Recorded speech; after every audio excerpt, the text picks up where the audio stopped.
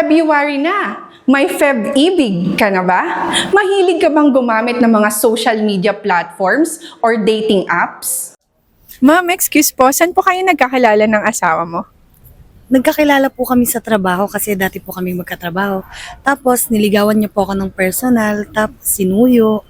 Tapos ngayon po kami na at nagkaroon na po kami ng 2 anak.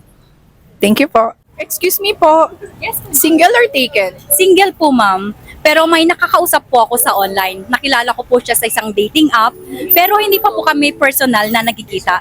At feeling ko nga po, in love na po ako. Paano kung yung taong nagpapakilig sa'yo at nagpapasaya online ay may tinatagong lihim?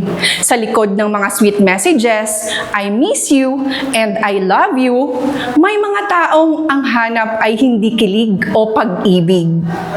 Ang hinahanap nila ay tiwala at pera mo. Mag-ingat, baka mabiktima ka ng romance or love scam. Ang love scam ay isang uri ng panluloko kung saan paiibigin ng scammer ang biktima bago ito hingian ng pera o mga personal na impormasyon.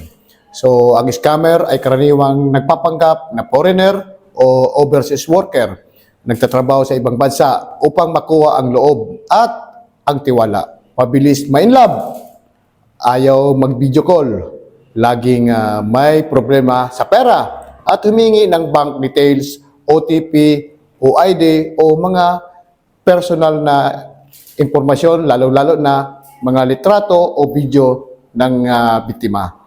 Ito ay may violation sa ating batas. Violation ng ating 315, Revised Penal Code, yung swindling stapa. Then of course, always in relation to our Cybercrime Prevention Act of 2012. Sa love scam, emotion ang target, hindi lang pera. Upang makaiwas na maging biktima, huwag agad magtiwala sa mga nakakausap online at iwasa magpadala ng pera o magbahagi ng personal na impormasyon, lalo na ang mga sensitibo o pribadong larawan o video sa mga hindi nyo lubos nakakilala. Laging tandaan, maging mapanuri at huwag magpaloko.